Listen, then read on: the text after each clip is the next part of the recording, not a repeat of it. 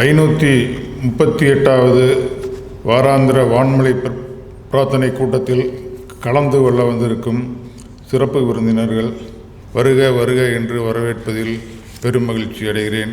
நன்றி, வணக்கம். இன்றைய சிந்தனைக்கு திருக்குறளில் 2 பொம்மைகளை பற்றி வள்ளுவர் சொல்லுகிறார்.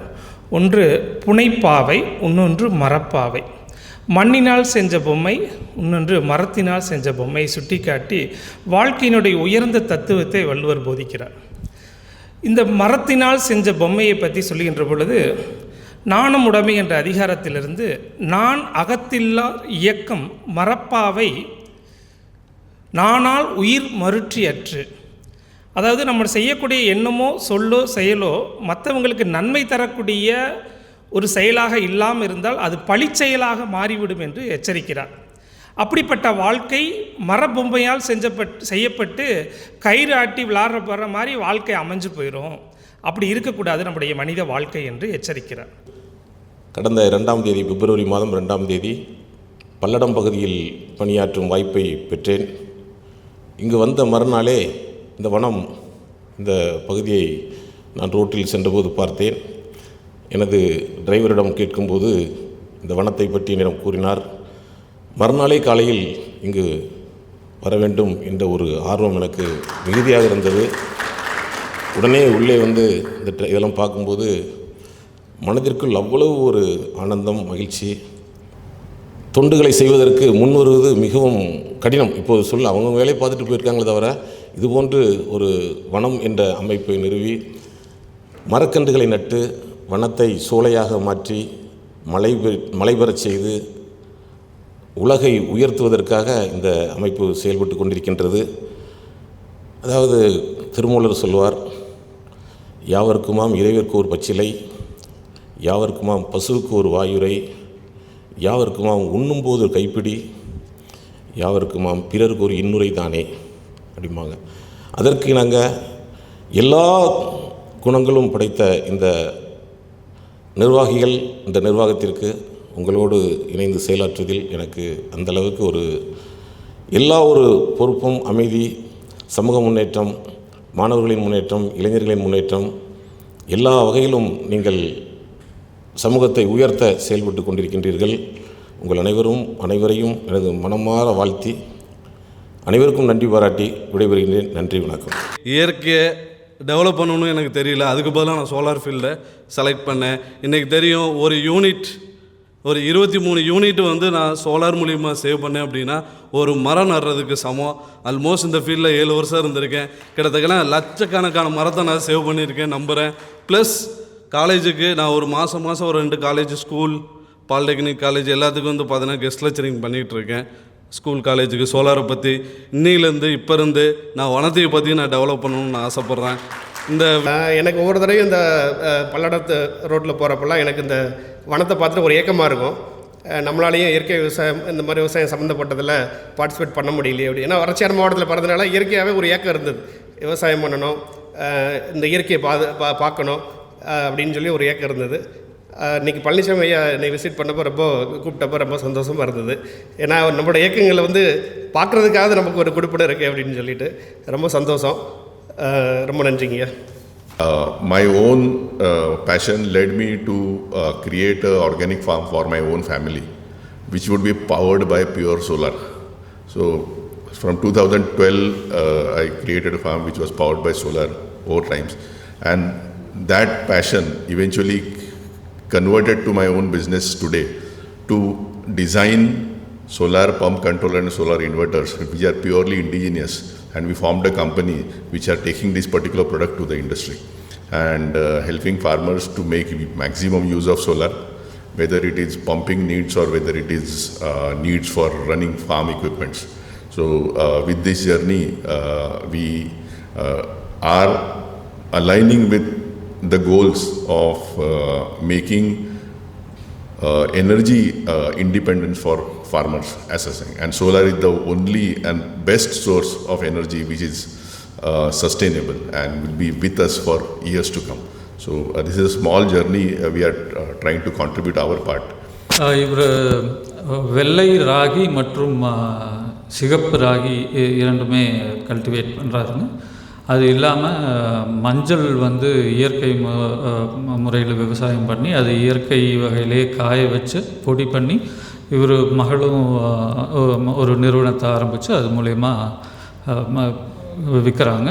அது இல்லாமல் இந்த வெள்ளை ராகி வந்து முடிஞ்ச அளவுக்கு இவர் வந்து மற்ற விவசாயிகளுக்கும் கொடுத்து உதவுறாரு. அண்ட் இப்போ வந்து நம்ம வனம் ஃபவுண்டேஷனுக்கும் வந்து கொடுத்து அந்த கல்டிவேஷனையும் ஹெல்ப் பண்ணுறேன் அப்படின்னு சொல்லியிருக்காங்க.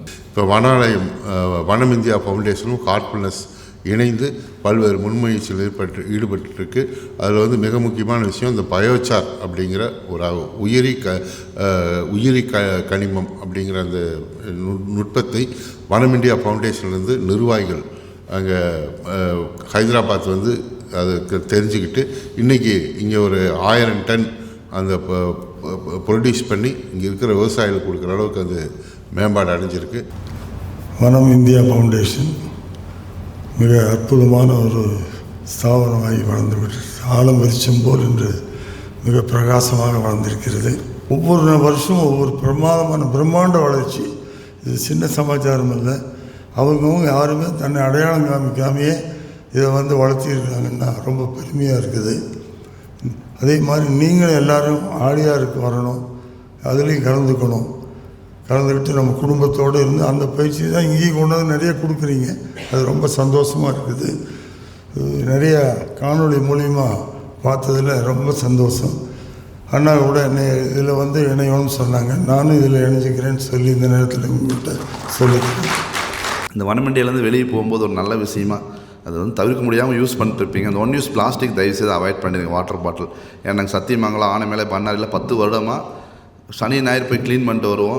சனிக்கிழமை க்ளீன் பண்ணிட்டு வருவோம், திரும்ப ஞாயிற்றுக்கிழமை மேலே போகுது ஃபில் பண்ணிடுறாங்க. அது பயங்கரமான இடைஞ்சல் உங்களுக்கு தெரியும் உங்களுக்கு. அப்புறம் 1 use water bottle, 1 use cup and tissue. இந்த பிளாஸ்டிக்னால எவ்வளோ ப்ராப்ளம் தெரியும். அந்த 1 லிட்டர் தண்ணி தயாரிக்கிற 2 லிட்டர் தண்ணி வேஸ்ட் ஆகுது. ப்ளஸ் அந்த பிளாஸ்டிக் ரீசைக்கிள் மண்ணுக்கு எவ்வளோ கெடுதல். நம்ம அந்த மண்ணுக்காக எந்த கெடுதல் செஞ்சாலும் ஒரு ஆளாக நினைக்காம, ஒரு சாக்லேட் பேப்பர் தானே, ஒரு வாட்டர் பாட்டில் நினைக்காம 140 கோடியாக நினைங்க. கண்ணு முன்னாடி இமேஜின் பண்ணி பாருங்கள் எவ்வளோ பிளாஸ்டிக் இருக்குன்னு. தயவுசெய்து எல்லோரும் இன்றைக்கி காரில் பைக்கில் தான் போகிறோம், பஸ்ஸில் போனாலும் ஒரு பேக் எடுத்துகிட்டு போகிறோம். ஒரு சில்வர் பாட்டில் வச்சுட்டா தண்ணி இன்றைக்கி யாருமே எங்கே கேட்டாலும் கொடுத்துட்றாங்க. அங்கங்கே பிடிச்சி குடிச்சிக்கலாம். அந்த காலத்தில் அப்படி தான் செஞ்சோம். இங்கேருந்து போகும்போது ஒரு முயற்சியை அதை தயவுசெய்து நாளைந்து இம்ப்ளிமெண்ட் பண்ணி பாருங்கள். அதுவே நீங்கள் வனத்துக்கு செய்கிற ஒரு பெரிய சிறப்பு. வாய்ப்புக்கு நன்றி. காவல்துறை மக்களின் நண்பன் என்று சொல்வார்கள். வனம் அமைப்பு காவல்துறையின் நண்பன்.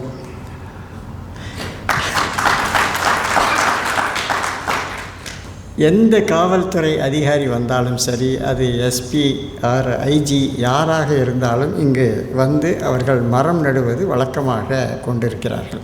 இப்படி பொதுமக்களுக்கு ஒரு நலம் பயக்கக்கூடிய வகையிலே அனைத்து தரப்பு மக்களையும் ஒருங்கிணைத்து, இங்கு ஜாதி இல்லை, மதம் இல்லை, எல்லா மதங்களும் இங்கே, எல்லா மதத்தை சார்ந்தவர்களும் எல்லா கட்சிக்காரர்களும் இந்த நூற்றாண்டினுடைய கடவுளுடைய அவதாரமாக போற்றக்கூடிய அருட்தந்தை வேதாத்திரி மகர்ஷி அவர்களுடைய முதல் சீடர் அவர்கள் இந்த கொங்கு பகுதியில்.